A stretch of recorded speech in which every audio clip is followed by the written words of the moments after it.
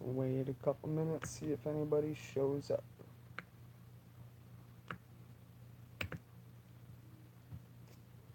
Alright.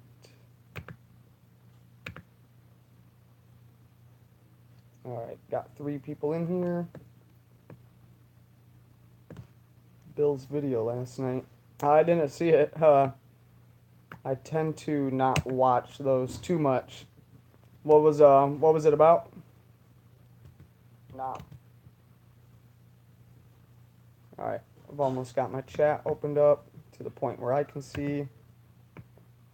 Alright, we've got 6 people in here. Well, 5. So I know a lot of people are probably still at work. Hey, how's it going? H. Purd, Holly. I'll just go with that. Alright. Man, now I kind of want to look it up right now. I don't want to slow down the momentum. We got 9 people in here. One person just took off. Mama Llama, how's it going?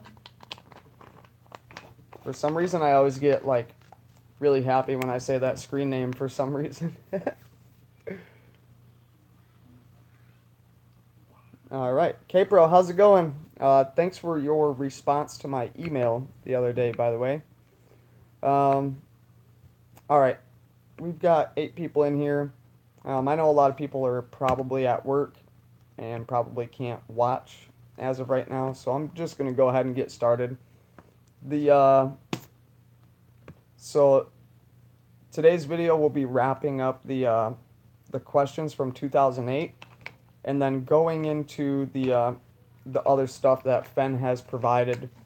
I wanted to wait until the end, until after we've answered all the questions, and see if there was anything beneficial after, analyzing everything.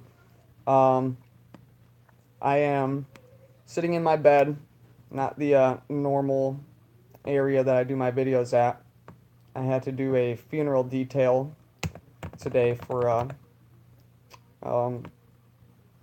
what seems to be a pretty important guy, and had to stand out in the sun all day in long pants and uniform and whatnot, so I am relaxing. Alright. Okay. Alright, so I'm going to get started on this. Oh, I seen a comment the other day telling me to take my dip out of my mouth. If it's a distraction for you guys, I'm sorry. I just figured, if I can keep myself content, while I'm making this videos, then I won't rush off to, I won't produce some crappy video, so I rush off to do my bad habits. So hopefully you pay more attention to the content and not me. But yeah, I also wanted to, I watched a video today, and the dislikes were kind of ridiculous. I figured I'd bring that up because I'm assuming it's the same couple people that are going around disliking. Odious Soul obviously has been dealing with, some issues, and, has received a lot of support from the community, and I think that's cool, and she's obviously very appreciative.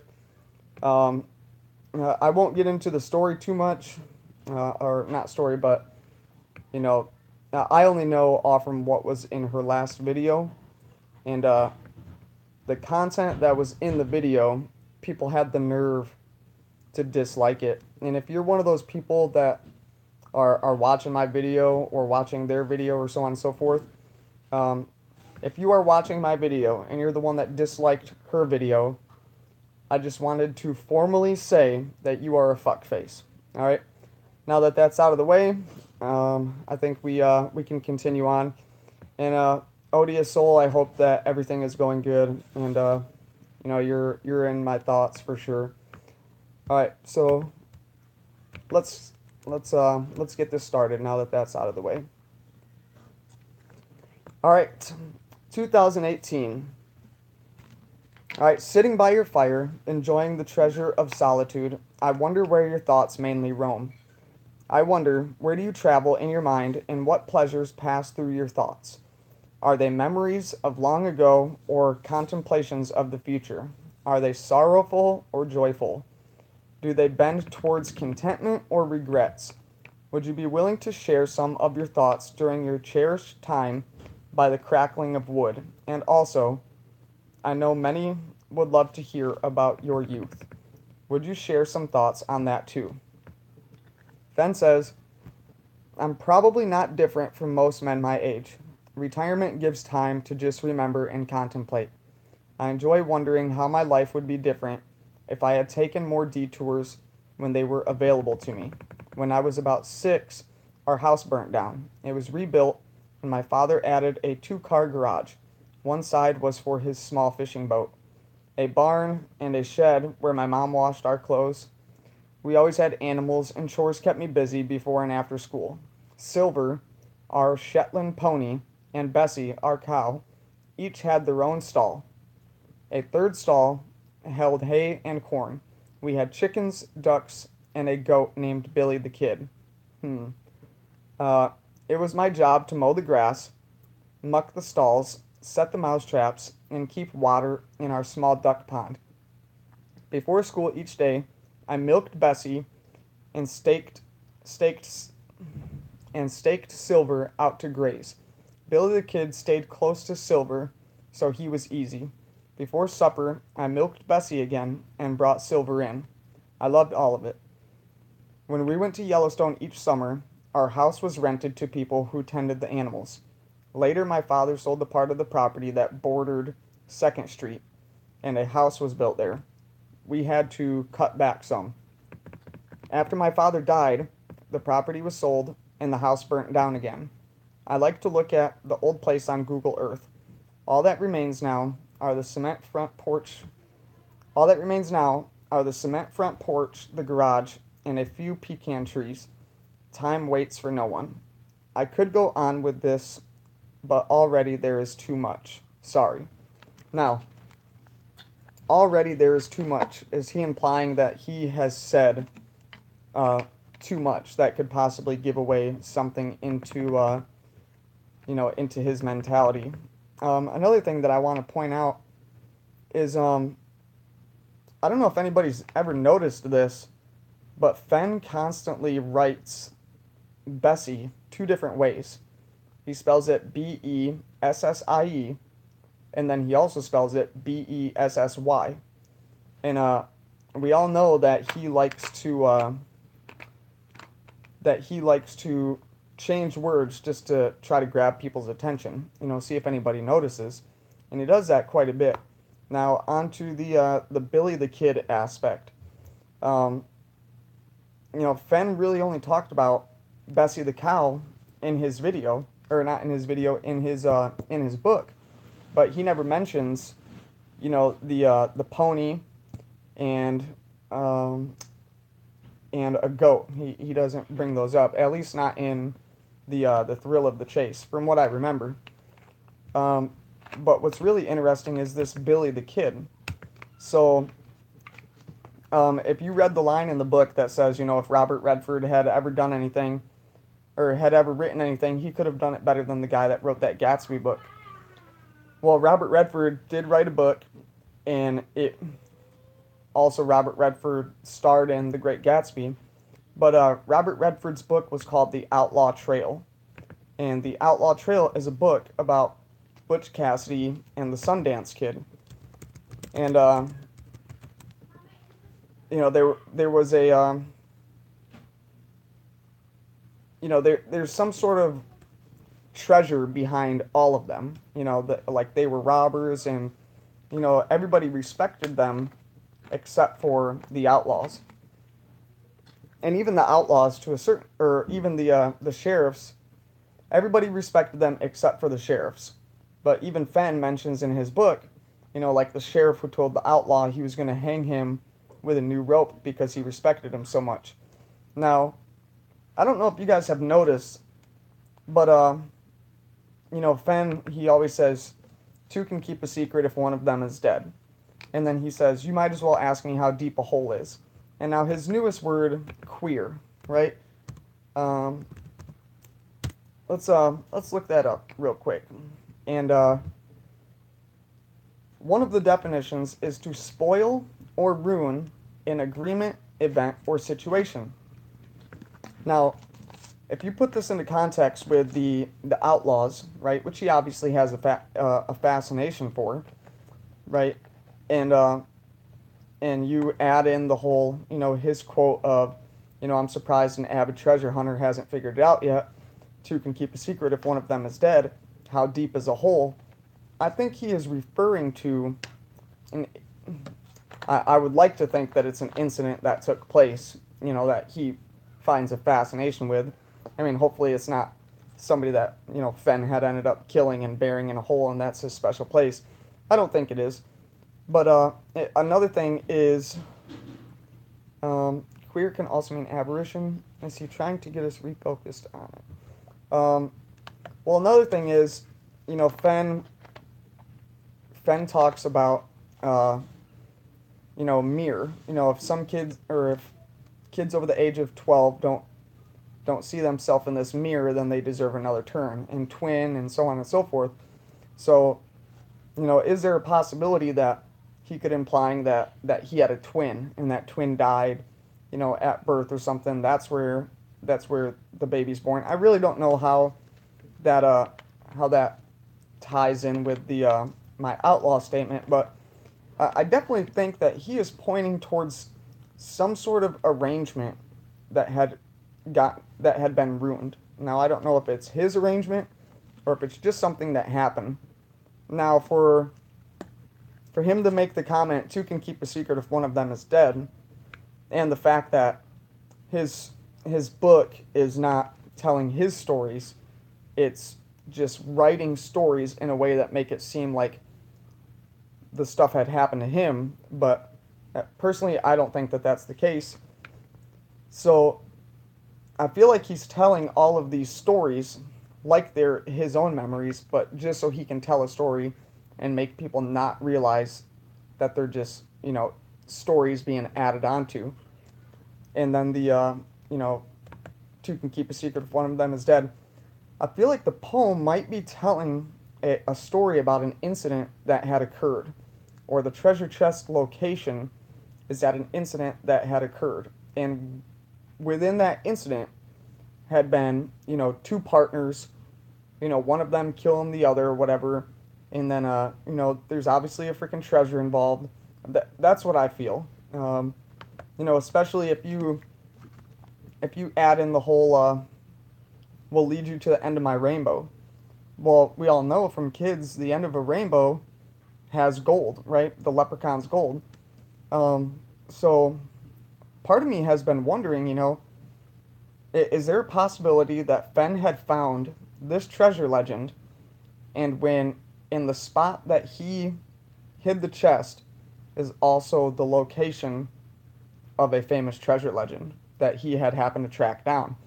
And I find it hard to believe, but the stuff that he says kind of just points me towards that direction. I'm trying to think of if anything else in that would be important, but I do think this isn't the first time that Fenn had mentioned Google Earth either. He says, I like to look at the old place on Google Earth. And Fenn said, after his poem was written, he didn't anticipate on all these people downloading Google Earth or going to Google Earth, which of course he would have had to, right? Especially if he's saying, that you need a good map. Well, what's like the one database that has all the maps? It's Google Earth.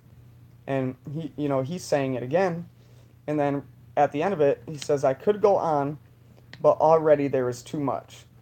So I find that kind of interesting. All right, for the next question.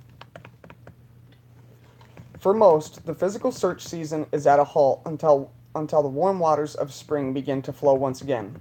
It's currently a quiet time which offers opportunity for reflection upon past ideas, solves, failures, and thrills. Previously, you had mentioned a few searchers solved the first two clues, but weren't necessarily knowledgeable of the fact. Are you aware of any more progress made past the first two clues?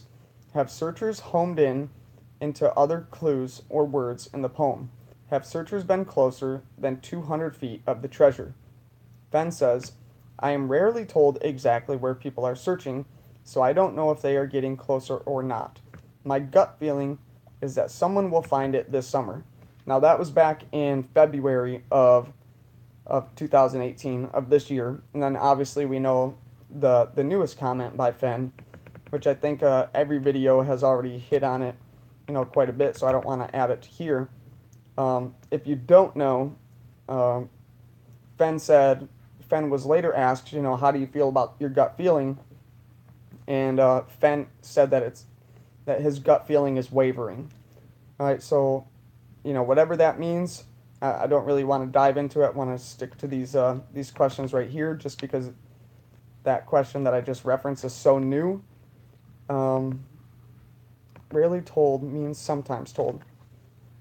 I agree with that. Fenn has said numerous times that he knows because people have emailed him, and then he goes back on that.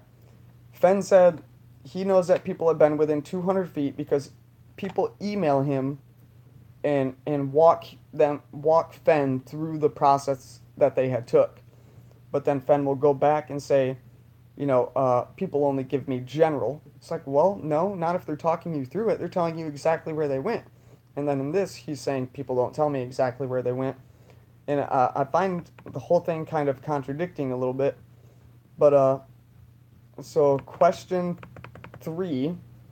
All right, since asking my first 6 questions with you on the thrill of the chase back in 2013, you have published 2 more exceptional books, Too Far to Walk and just this last fall, Once Upon a While.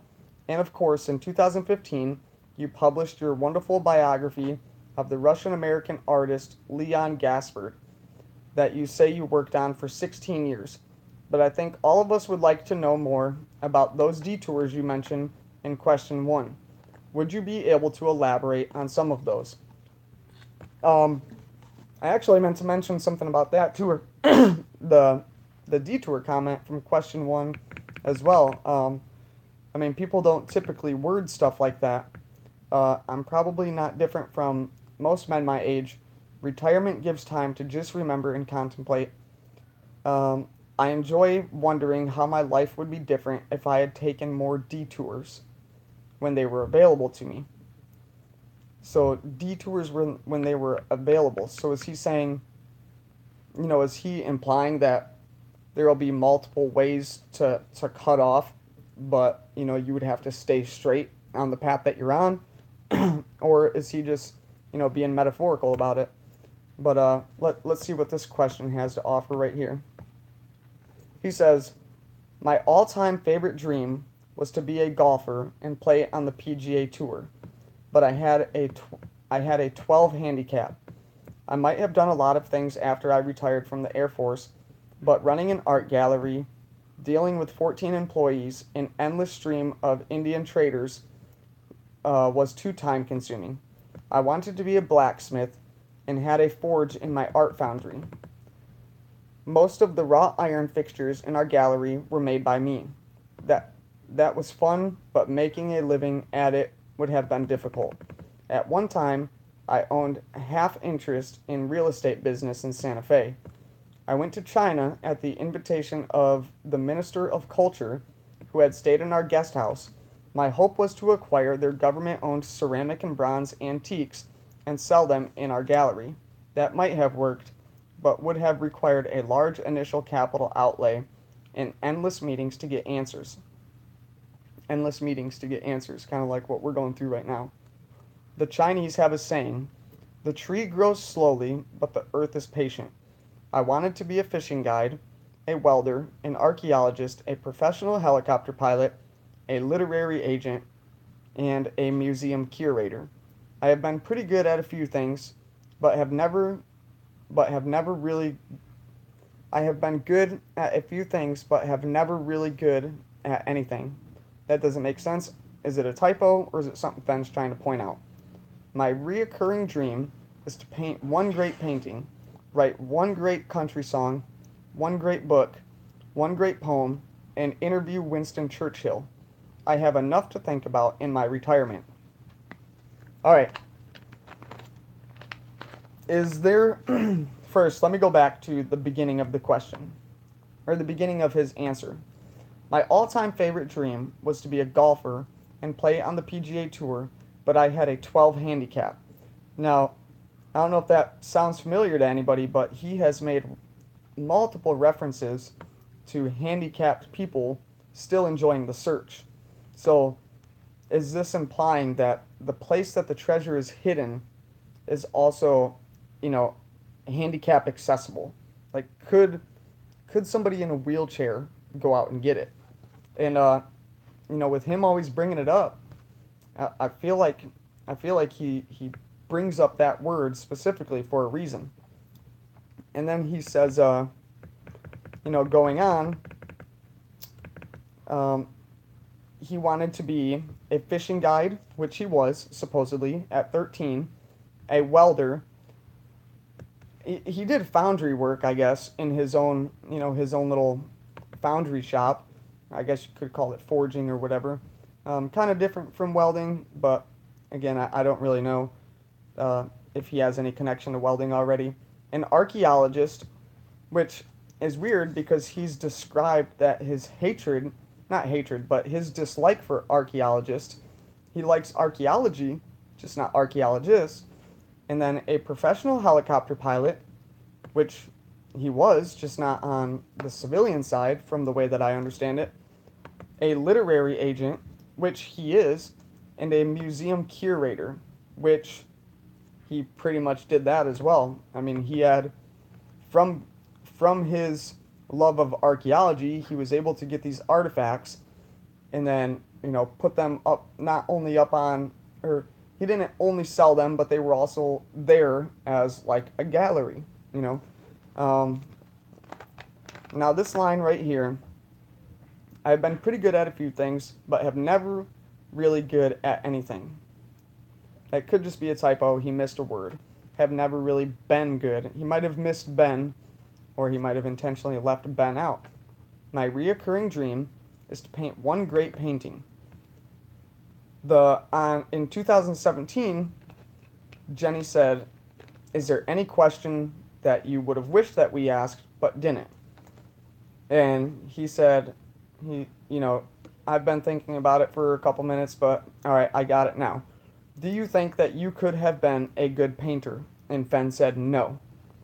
So, he wanted to write one great country song, which, I don't know. I mean, poetry is the same as, pretty much the same as writing lyrics to a song. He wanted to write one great book, which I think we can all agree that happened. One great poem, which we can all agree that happened. And interview Winston Churchill. So, let's look up Winston Churchill real quick. I know who he is, but I don't want to get any facts wrong. Alright, straight from... well, I was hoping it would bring me right to Wikipedia. Alright, Winchester Press. Winston Fred Churchill. Alright, Fred Winston Churchill passed away peacefully at home with his family by his side on March 4th, 2004. Alright, maybe that'll be a different video. But, is there a possibility that the incident that occurred involving two people, and one of them can keep a secret if the other one is dead, and something to do with treasure, is there a possibility that the person that had an involvement in this incident had been, a good painter, a country musician, also a novelist, was involved in poetry, and had some sort of connection with Winston Churchill. Alright, I'm seeing comments of, I never read that, so now I kind of want to go back and read what's going on.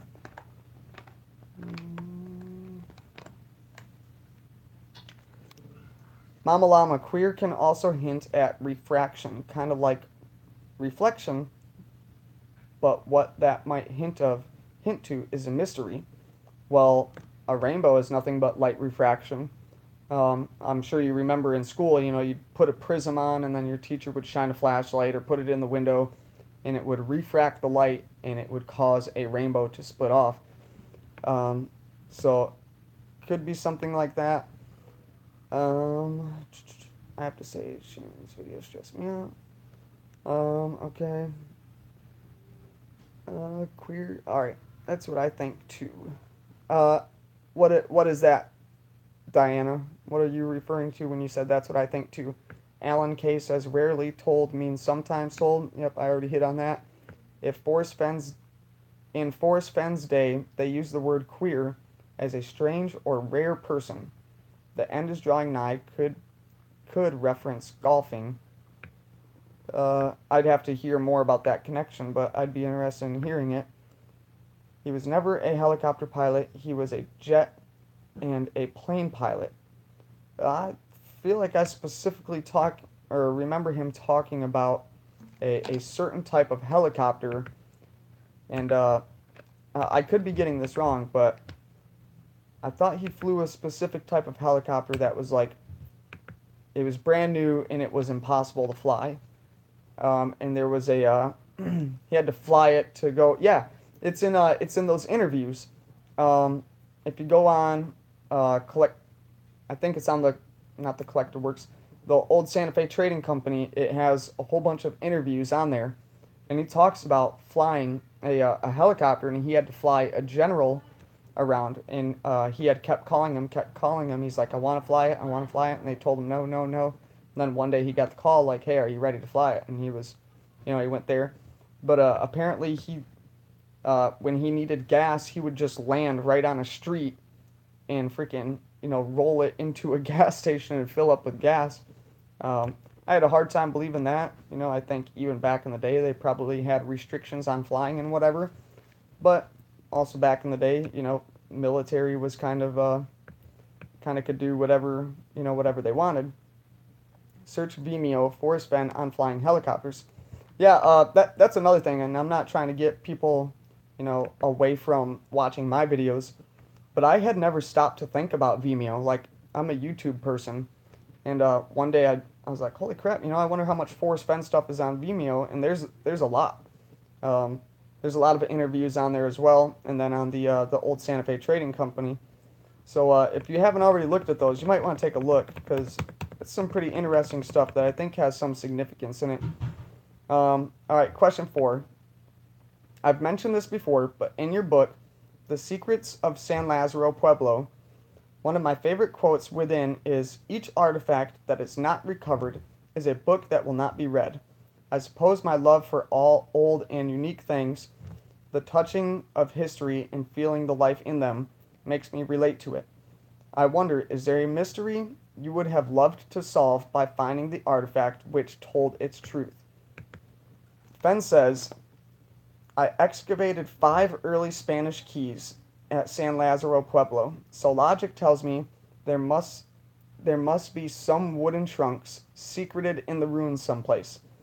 In 1680, when the Indians revolted against the Spanish and killed many of them, the survivors fled south down the Rio Grande, leaving most of their possessions. If we can find a trunk full of documents, we will rewrite the history of the Southwest. My treasure chest is not hidden at San Lazaro, although a few searchers think it is. I don't think that the treasure is hidden in San Lazaro. I can see why people would think that, but I don't think that it is. If you guys ever watch, he makes videos, the Forrest Fenn treasure fraud, and he's not calling the treasure a fraud, just like the whole scheme of, Forrest Fenn, his connection with Dell and all that. He's saying that's all like a setup, and he says he found the treasure in San Lazaro, but it's not there anymore like it had been. He says he gave Fenn the solve, and Fenn is denying it. So now he's going against he's like dedicating his life to find stuff about Forrest Fenn. And if this guy would put that effort towards the correct solve, no doubt in my mind he would probably have the chest, because he finds stuff that, I mean, he's finding something new every day that we're not finding. So he's definitely really good at research. The next question is: people are valuing the thrill of the chase and all that it offers. Thank you for creating an adventure which can spark dreams and embolden lives to aspire a life craved. It's amazing to think how a poem of 24 lines with reward at end can inspire so many different things in so many different people. Numerous searchers are convinced they know where the treasure is and are close minded. Hold on, please. And numerous searchers are convinced they know where the treasure is and are close minded to the alternate options. Only one, only one, if even one, of course, can be correct. It seems a bit sad for seemingly so many to be entrenched on a wrong path, even if treasures of a different type can be found there as well. From your perspective, what do you feel causes blindness and stubbornness? Something about this question made me realize something up at the question before that I wanted to bring up. He says in 1680, when the Indians revolted against the Spanish and killed many of them, the survivors fled south down the Rio Grande, leaving most of their possessions. Now, I'm not sure how many of you guys have ever been involved in searching for other treasures. That's how I ended up finding Forrest Fenn.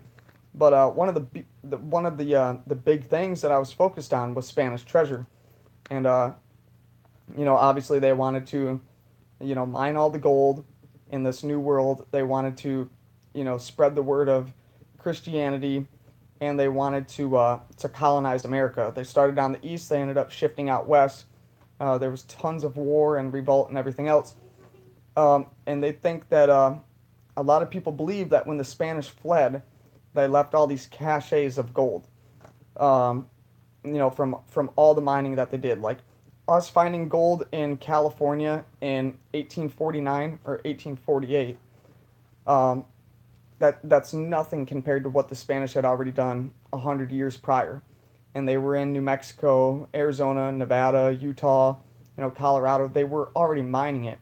And that's why you see so many people posting up treasure legends, or Spanish treasure legends, Spanish symbols, death traps, freaking so on and so forth. All these symbols relating to the Spanish, because it is believed that there are these vaults, these hidden vaults with, like rock carvings and whatnot that were left by the Spanish. And Fenn's talking about that right here, and then combine that with, I'm surprised an avid treasure hunter hasn't found it. I really think Hint of Riches, new and old, is a previous treasure legend, like a historical treasure legend, along with his treasure.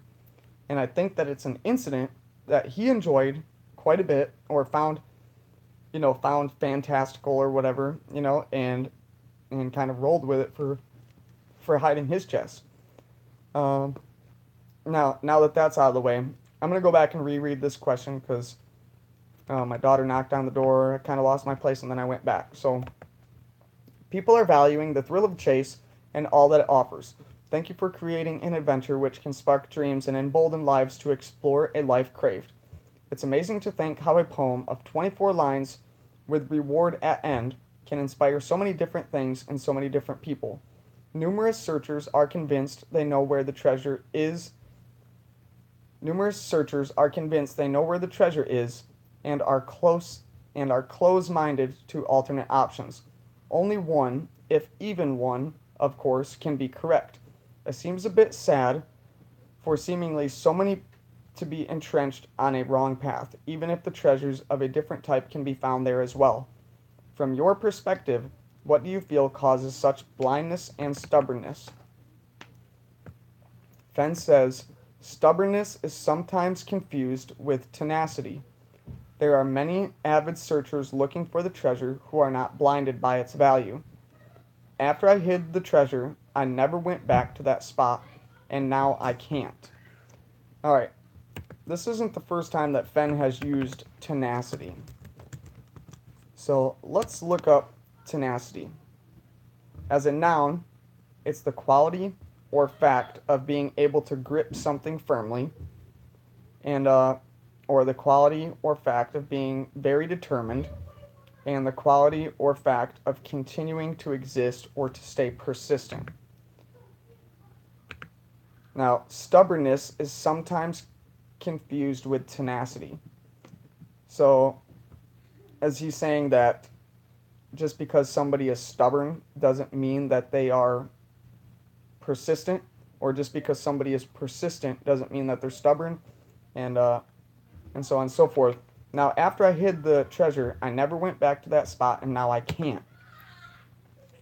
But he just said on the last 6 questions that he could, right? The question before that, or the 6 questions before that, he said to try to go back would be the boldest move he ever attempted.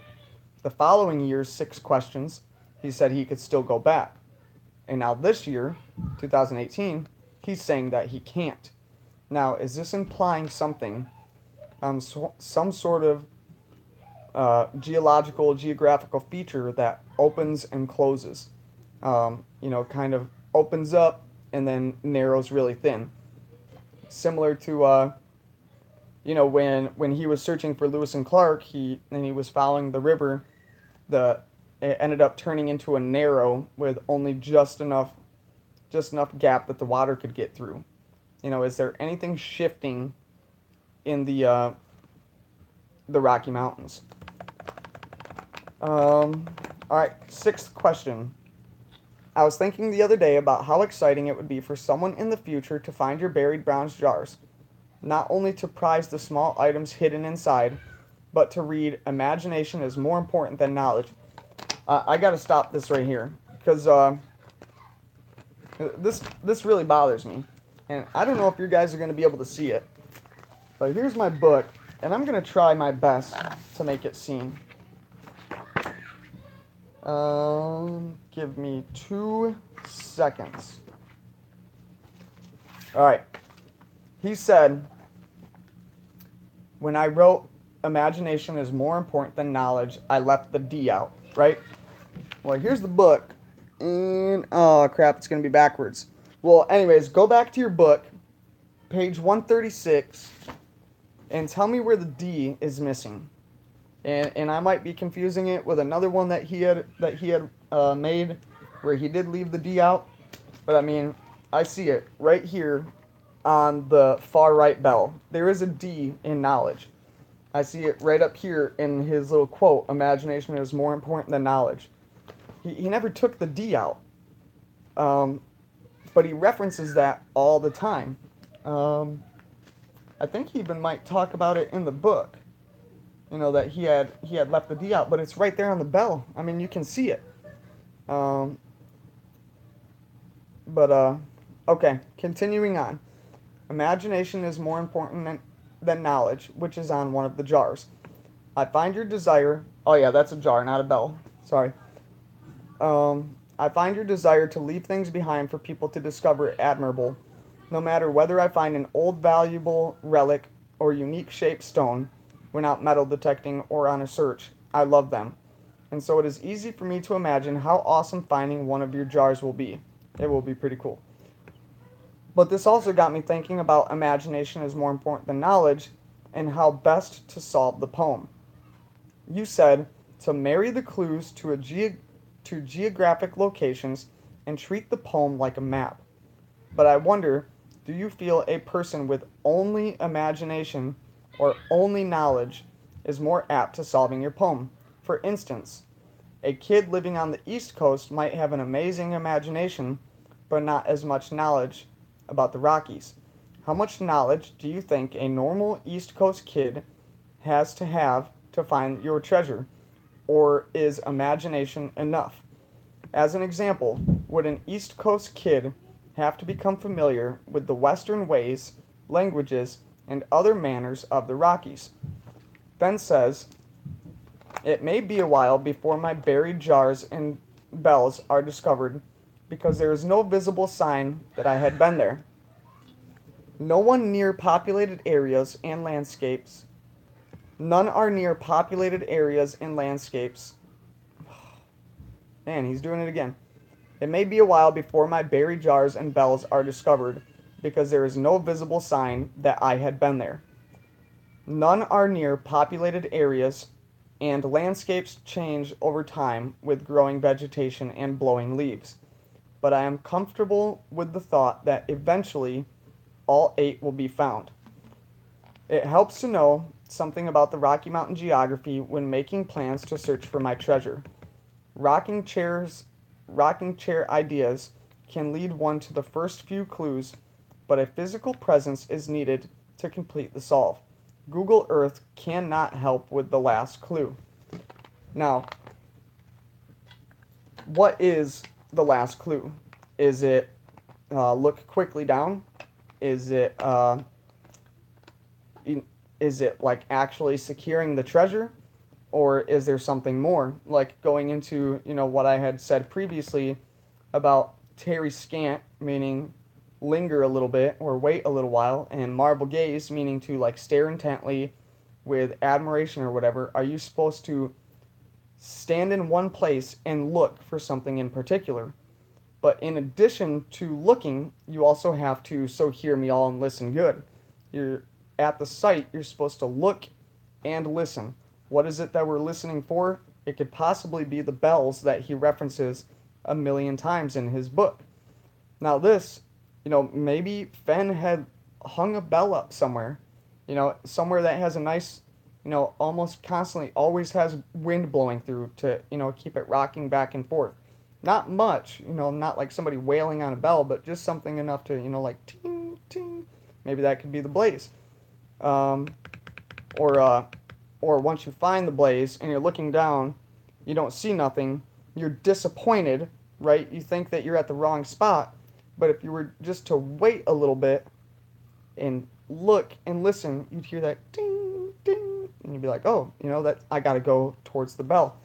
Because another thing that he just says in this is, there is no visible sign that I had been there. Now he's talking about his bells. It may be a while before my buried jars and bells are discovered, because there is no visible sign that I had been there. Now, does this mean that there is some sort of visible sign that Fenn had been there where the chest is at? That's how I read it. And now remember, the little girl from India can't get past the first 2 clues, because all that she has is the poem and a map. Now Fenn says right here, it helps to know something about Rocky Mountain geography when making plans to search for my treasure. Rocking chair ideas can lead one to the first few clues. Alright, let's look up few. Yep, that's my girls out there arguing, I bet. Few. Few, a small number of, used to emphasize how small a number of people or things is. As a noun, the minority of people, the elect. So I always grew up with few meaning 3, like a couple, 2, a few, 3, several, more than 3, right? And Fenn kind of always says, look up the word several and let me know what you come up with. I've never done it, but let's give it a shot. Several. More than 2, but not many. So, is several synonymous with few? Yeah, synonyms. Some, a number of, a few, not very many. Alright, so is, in Fenn's mind, is several the same as few? Rocking chair ideas can lead more to the first few clues. Few is more than 2, but not many. The little girl in India can only solve the first 2 clues, because all she has is the poem and a map. Now, somewhere between the little girl in India only being able to solve the first 2 clues, and then us using Google Earth, we can find clues 3 through 8, right? And then Google Earth cannot help with the last clue. meaning we can find, using just the poem and a map, we can find, using just the poem and a map of the Rocky Mountains, we can find the first two clues. Using Google Earth, we can find probably the first two clues, but in combination with the first two clues, we can find clues 3 through 8. And then we have to have a physical presence because Google Earth will not allow us to find the last clue. All right. Next one. P.S. I come to end in dread the idea there was something you were hoping I would ask instead of the previous 6. I'm worried there were things you had hoped to comment on, but the questions above didn't offer the chance. So I have to add a PS and ask, is there something special you want to say, or what would you like most to say to readers? Fenn says, thanks for the opportunity to add a comment. When I decided to hide the chest, part of my plan was for everyone to get outside and enjoy nature and get healthier. The possibility of finding my treasure was incentive enough to encourage the masses, and that has happened beyond my remotest expectations. The chest is still where I hid it, and I hope every searcher stays safe in the mountains. To enjoy nature and to get healthier, is that implying a hike, right? Like people go out on hikes or long walks to get fit or to get back in shape, right? So, and then in order to have nature in that, you have like a nature trail or a scenic trail or something like that, and then somewhere in that trail is also handicapped accessible, and then somewhere off the trail but still able to get to with a wheelchair or something similar is the chest. Just a thought, but so those were all the questions that I found on Mysterious Writings. All right, so a shout out to Jenny again for letting me use those. I'm gonna go read through the comments real quick, and then I'm going to go into the information that I pulled off from Illinois Ghost's website, and shout out to him for letting me use his stuff. All right.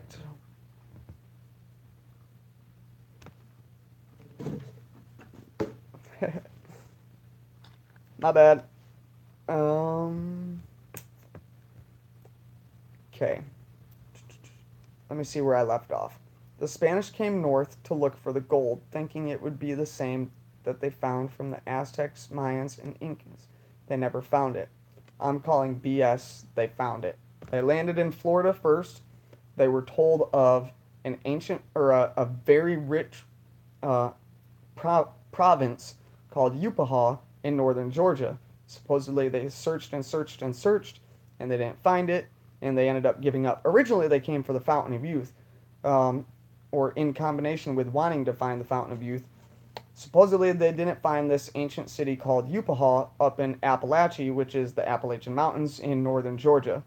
They didn't find it. I'm saying they found it. I'm saying I found Spanish symbols in northern Georgia, and I think that they absolutely found it. I think they mined it, and then in 1829, we just so happened to discover gold in northern Georgia, North Carolina, South Carolina, all 100 years later, like 200 years later from the Spanish, right? And then after that, they migrated west, and that's where they would use the Gulf of Mexico to board their or to park their ships and whatnot, and they would move up into New Mexico,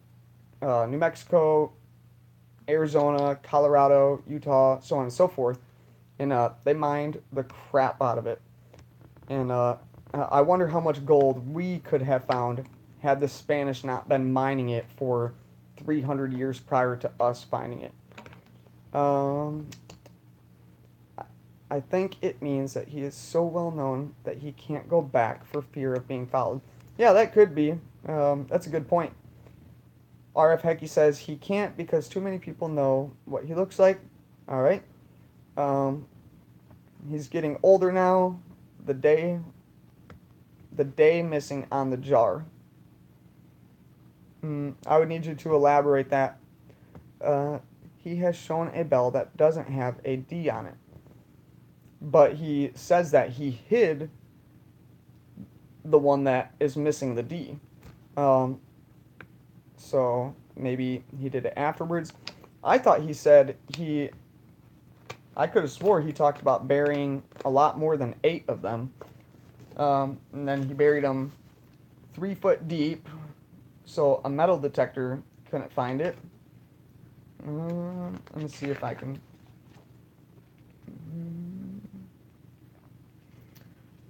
I buried those bells 3 foot deep, so a metal detector can't find them. Okay. All of my bells were cast in material so I could bury them. Each one is signed and dated, or there would be no point to the madness. Some of the bells have clankers that I made from large copper nails taken from 17th century Spanish galleons. Skippy's son, Clayton Fenton, is a professional deep-sea diver. He gave the nails to me. Now, Fenn talks about, in one of the interviews, he was at a gas station, and this guy in a pickup drove up to the gas pump. Him and his buddy hopped out of the truck, and they were all excited, dancing around or whatever. And they called their buddy that was the gas station attendant out to come look at it. And in the bed of the truck, there was a Spanish skeleton with armor and stuff. So like a conquistador. He didn't like using the word conquistador, but he called it explorer, right? And then alongside that was the skeleton of a horse, also with its little like chain veil or armor or whatever. And he says that there was a whole bunch of nails in it, and he asked if he could have the nails, and the guy said, sure, no problem, I have a bunch of them now, like meaning there's a whole bunch of stuff still left at the place. So this guy had stumbled upon, some sort of Spanish conquistador's little cache maybe, and this Spanish person had been killed for maybe 2 can keep a secret if one of them is dead, and then so on and so forth. But I made from some of the bells have clankers that I made from large copper nails taken from 17th century Spanish galleons. Skippy's son, Clayton Fenn, is a professional deep sea diver. He gave the nails to me. Now go back and watch the Lorraine Mills interviews, and he talks about getting those nails from the guy in the back of the pickup truck. Maybe he got it from 2 different sources, but the way that I read it, he's stating 2 different ways that he got the same nails that he's talking about. Alright. Yeah, he does mention 50 a lot. He also recently said he can't walk 50 feet without losing his breath. Page 26. Hold on. Where did that just go? Alright, page 26. I prayed for D's. Look at page 139. The D is missing. Alright, 139.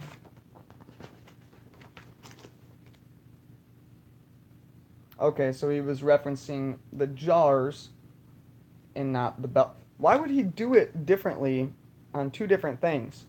Why would he take out the D on the jar but not on the bell? That's weird. I think it's weird. Why wouldn't you just keep it the same,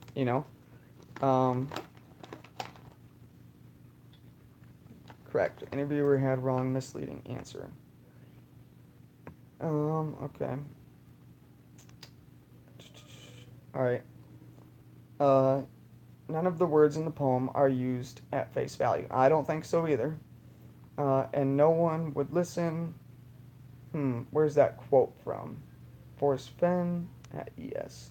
Oh, okay, about the losing his breath. He said the first few. He didn't say that only the first few. Saying the first few does not mean you can't solve the others. If I can solve all clues, I've also solved the first few clues. I think you're confusing what I'm saying. I'm saying that the little girl from India can for sure only find the first two clues because she only has the poem and a map.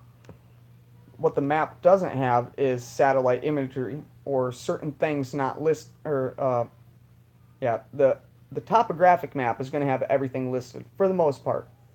Um, but you can't really see the satellite imagery, whereas on Google Earth, you are able to see that stuff. And if you have topographic overlays, you can see all the place names as well as, turn off the overlay and be able to see the satellite imagery. So, and the little girl is missing the book. Fair enough. Um, but that's not in his question. In the question that Jenny had asked him, she didn't mention anything about the book either. I don't think. I do think there's a lot of stuff in the book that will help solve the poem for sure. Um, where did he find? Where was this at? Not that question. It may be a while before my buried jars and bells are discovered because there is no visible sign that I had been there. There's no visible sign that he had been there. None are near populated areas, out of the city, out of a town, out of wherever. Uh, and landscapes change over time with growing vegetation and blowing leaves. So the spot where he none are near populated areas and landscapes change over time with growing vegetation and blowing leaves. So I'm going to leave that. But I am comfortable with the thought that eventually all 8 will be found. It helps to know something about Rocky Mountain geography when making plans to search for my treasure. Rocking chair ideas can lead to one or can lead to one Rocking chair ideas can lead one to the first few clues, but a physical presence is needed to complete the solve. Google Earth cannot help with the last clue. So for sure, hands down, the last clue cannot be figured out with Google Earth. In the question that was asked, um, if you remember the question, it was asking about imagination or knowledge. Like, should you have one or the other? Does it matter if you have one or the other, or do you have to have both, so on and so forth? There's no mention about a book. There's no mention about anything like that. So, um, thinking about imagination and knowledge and how best to solve the poem. You've said to marry the clues to geographic locations and treat the poem like a map. But I wonder, do you feel a person with only imagination or only knowledge is more apt to solve your poem? For instance, a kid living on the East Coast might have an amazing imagination, but not much knowledge about the Rockies. How much knowledge do you think a normal East Coast kid has to find your treasure? Or is imagination enough? As an example, would an East Coast kid have to become familiar with Western ways, languages, and other manners? So, nowhere in the question or the answer is it mentioning the book. Um, Meaning, theoretically, uh, clues 1 through 8 could be seen on Google Earth. Because the only thing that he excludes at the end, he says, rocking chair ideas can lead one to the first few clues, but a physical presence is needed to complete the solve. Google Earth cannot help with the last clue. So, I know this is going to sound really weird, is the last clue separate from the complete solve? Sounds better in my mind than how it comes out when I'm saying it.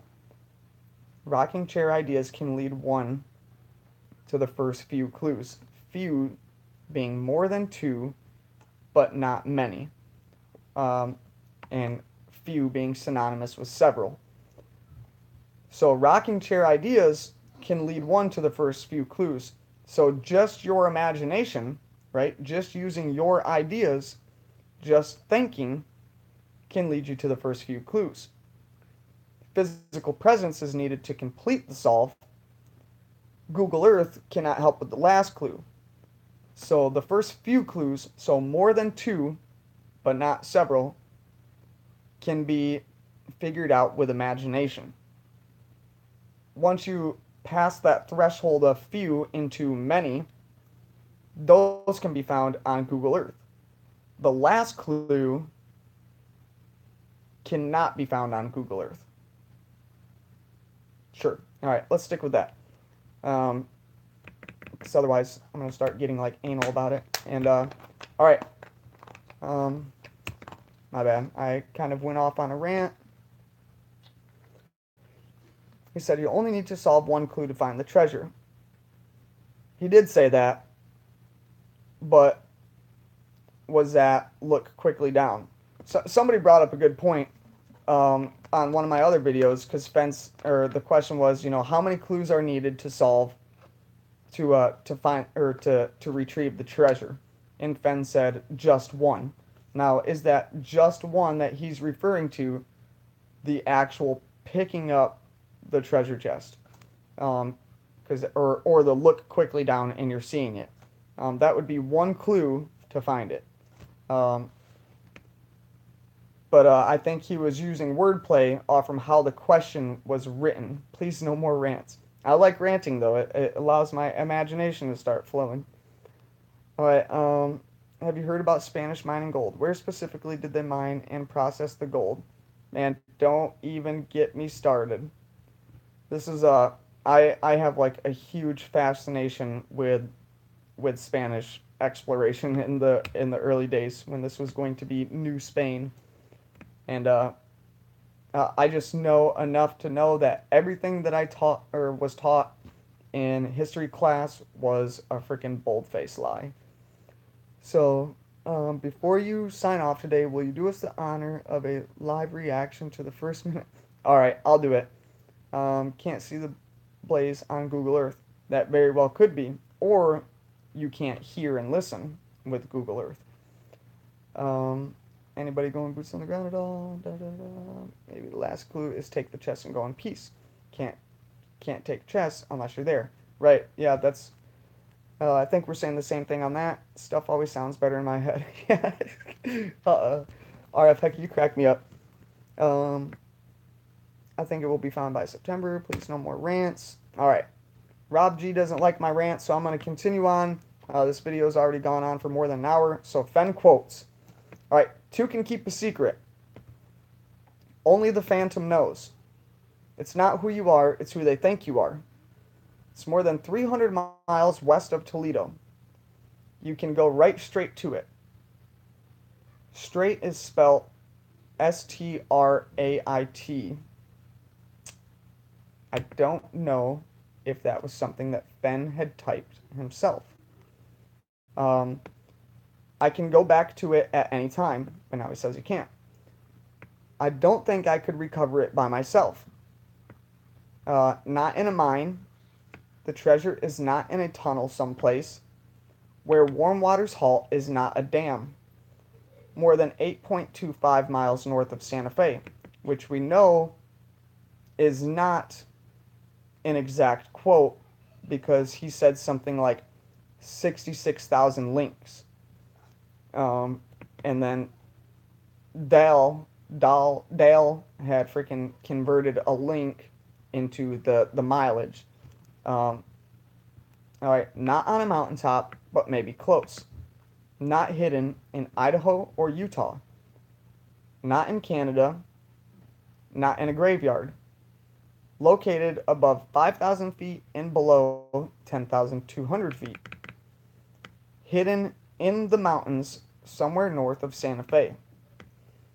The treasure is definitely in the Rocky Mountain.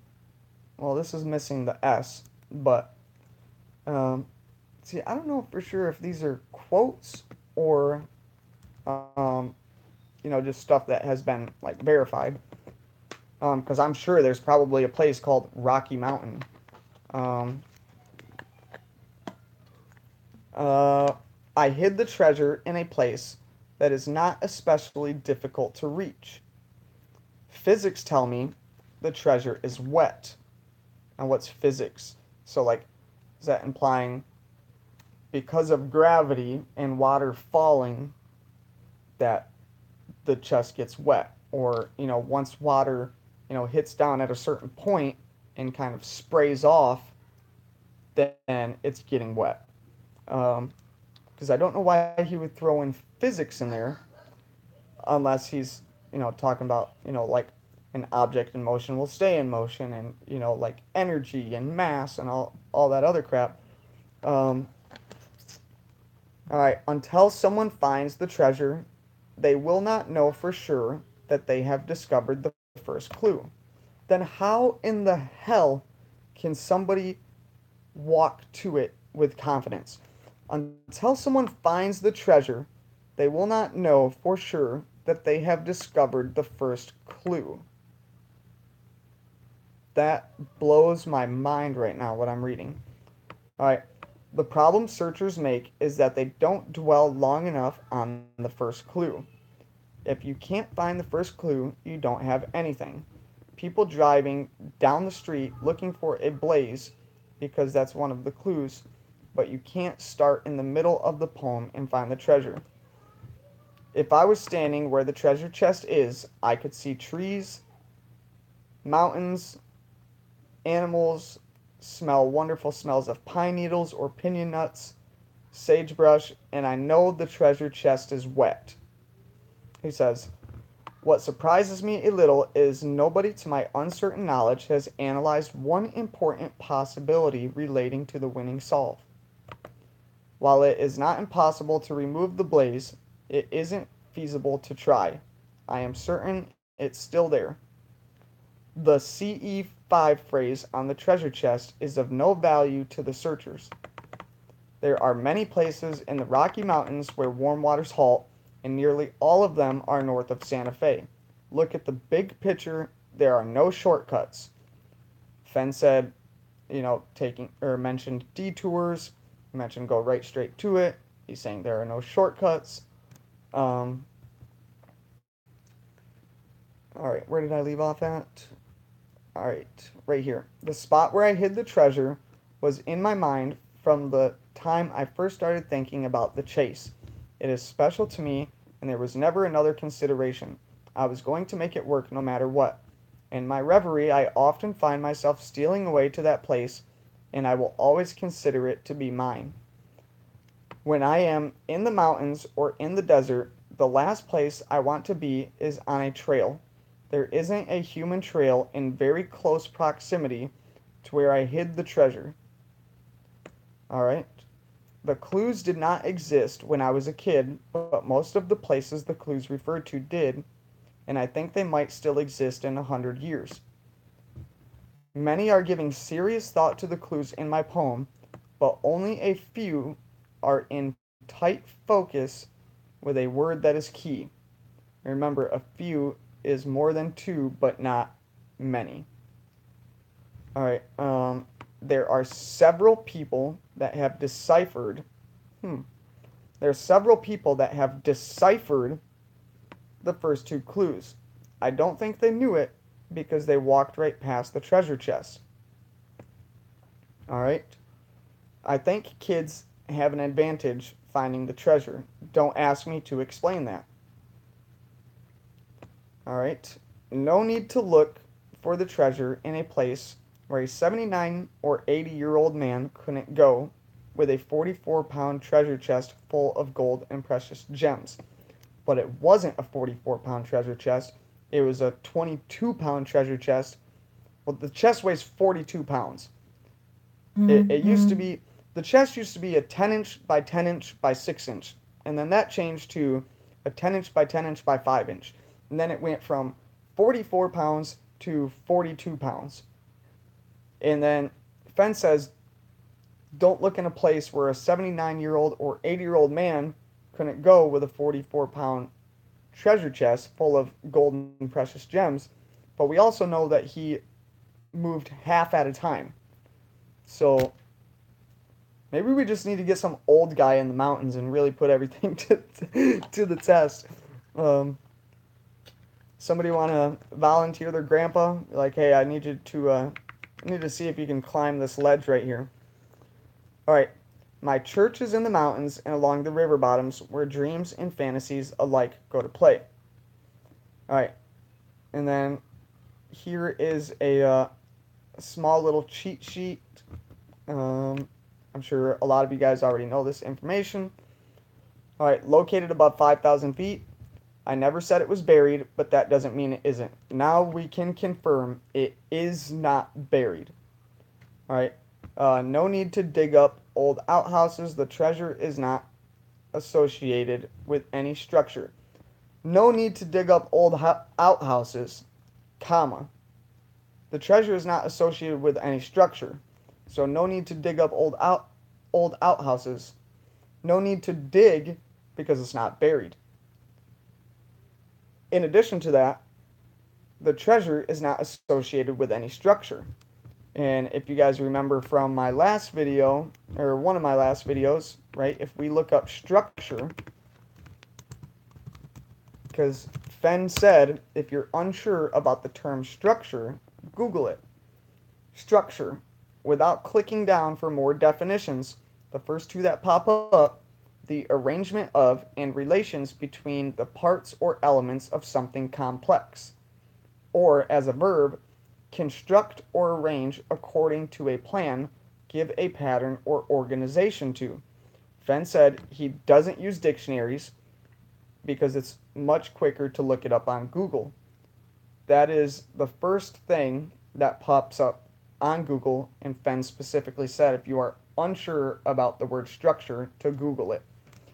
So, an arrangement of and relations between the parts or elements of something complex, or to construct or arrange according to a plan, give a pattern or organization to.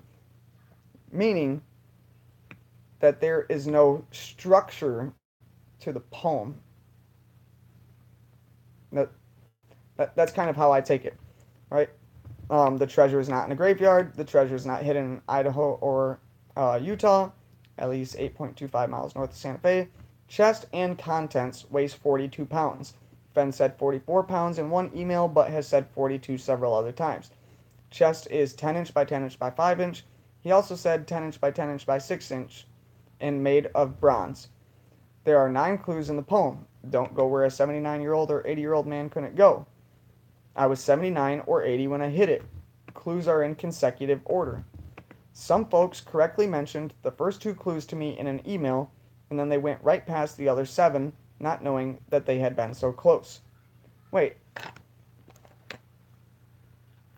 So, a few people have been within 200 feet of the treasure, right? That's what Fenn said. A few people have been within 200 feet of the treasure. This says some folks correctly mentioned the first 2 clues to me in an email, and then they went right past the other 7, not knowing that they had been so close.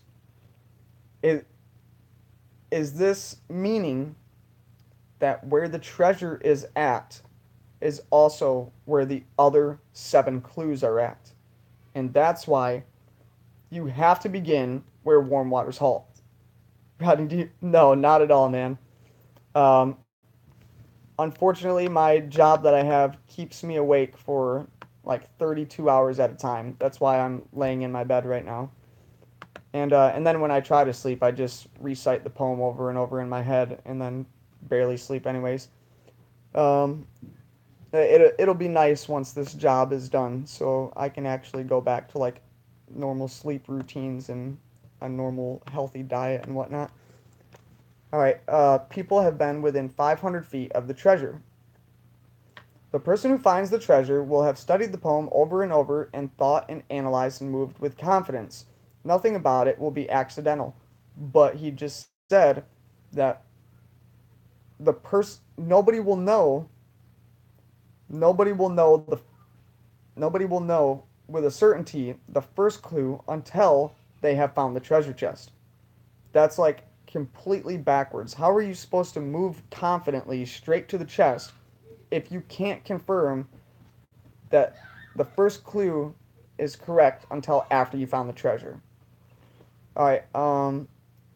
I said on the Today Show that the treasure is not associated with any structure. Some people say I have a desire to mislead. That is not true. There are no notes to be found or safety deposit boxes to be searched. The clues can lead you to the treasure, and it will be there waiting when you arrive. All of the information you need to find the treasure is in the poem. The chapters in my book have very subtle hints, but are not deliberately placed to aid the seeker. Good luck in the search. I'm going to go back and read that one more time. All of the information you need to find the treasure is in the poem. Does that mean that we don't need a map? That's all that I'm saying. Is the answer inside the poem? Um, all right. The chest is exposed to rain and snow and could be scorched in a forest fire.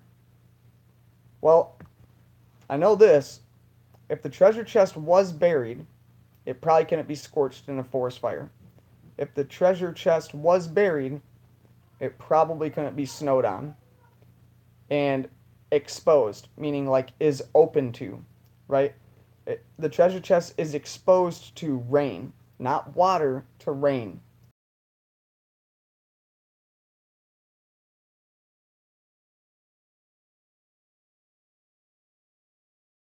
Clearly man put it, so I suppose your kids would be in a safe place if they found it. All right.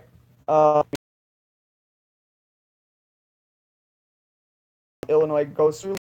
I posted the link in a couple other videos, and I'll make sure I post it in this description as well. I'm going to go back and read the comments and see Fenn driving people crazy. Absolutely, he is. He's driving me crazy, for sure.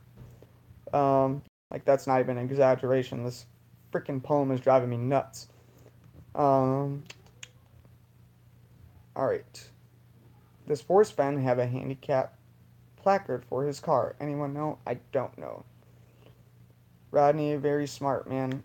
I don't know if you're calling me a smart man or if I mentioned something that was smart, man. But thank you. I appreciate it. What's the minimum number of clues that we need to solve and find the treasure, assuming that we follow the clues in order? Just one. The last one. Yeah, so does that take the chest and go in peace? Or uh, what if the poem, what if the clues don't end there? Like, what if there's more beyond it? However, in that PDF document that Fenn put online, the poem that's in that only has 3 stanzas, and then it stops. So does that mean all the 9 clues are contained in that? Because Fenn also said the 15 pages that are within that PDF document, those are the most important ones. So if he removed part of the poem, maybe it's because it wasn't important. It wouldn't be of any help to us. It would be like a distraction to us. All right. Can't wait. Me neither. Right. All right. Maybe last clue is take chest, go in peace. Can't take a chest unless you're there. Stuff always sounds better. Oh, I already read this stuff. All right. Butte, Montana. Go straight to it. We've talked about that before. RF Hecky. West Yellowstone area maybe. Go with the confidence line. Drives me nuts. It all drives me nuts. Solving the poem is just that. You can't solve the blaze without knowing how to solve the rest. I absolutely agree with that. Bongo, those numbers mean something. Shrunk, your effort will be worth the cold. Last clue, you have to feel it or listen good. You have to hear it. I think it involves something with looking and listening. I really do. He uses 79 year instead of saying 78. Wait, what? He uses 79 year instead of saying 78 in the Thrilled Chase, page 15. Let me go to page 15 real quick. The one where he says, "Not a day passes, not a day passes that I don't question myself about what lies just ahead and whether or not I can make it happen like it's supposed to be. now near the end of my 79th year. Each day tests me in a different way, and I know that before too long, I'll make my last flight to where even memory itself will have never been. Sooner or later, each of us will be nothing but the leftovers of history or an asterisk in a book that was never written. So now I sit here past midnight, beside my juniper fire, reflecting back to the year when my awareness took its first steps. I don't see a 78 in here. I'm hoping that you'll get back with that. Um, I want to connect. Alright, I love the idea of being hidden in a kiva or something. You have to go down. Yeah, I just like imagine like there's, you open up this like little dwelling and then there's this huge like Indiana Jones National Treasure spiral rickety ass staircase that could collapse at any minute and there's like bad guys chasing you and crap. Um, Not that I want anybody to chase me, but um, all right. Well, I think that about wraps it up. This has been going on for an hour and 20 minutes. I know that the longer I keep it going, the less people actually watch. So I'm going to finish it up here. Please don't forget to like and subscribe. Thanks for the 2 dislikes to the 2 douchebags that did that for apparently no reason. You're probably the same guys that are the same people that disliked Obsidious Souls video. So appreciate that. And if anybody wants to email me, please do so at fentreasurethoughts@gmail.com. And I hope to hear from you guys. I've gotten some great emails. It's definitely interesting to think about, to chat with people and kind of see where they're coming from. And then, like I said previously, if anybody has an idea for the show or for my little channel, just go ahead and email me that, and I'd love to to make that video. Um, but other than that, I hope everybody has a good evening. Can you see who they are that hit? Nah, I can't. I don't care anyways. Probably some freaking some person that thinks that like Forrest Fenn is a fraud or something like that, or doesn't believe in the treasure, or is just like, or thinks that they had the winning solve, but somebody had got it before them, or Fenn retrieved the treasure. Whatever other sorry, pathetic ass excuse that people come up with when they didn't have the correct solve, instead of just admitting that they didn't have the correct solve, they sit there and ponder on how they've been deliberately deceived like freaking morons. But enough of that. Rob G doesn't like my rants, so I'm not going to talk about those 2 douchebags anymore. And I'm going to head out. But anyways, have a good night, everybody, and yeah, happy 4th of July tomorrow. So shoot some fireworks, eat hot dogs, drink beer, whatever it is that you do. Spend time with the family, and so on and so forth. But all right, take it easy. Bye.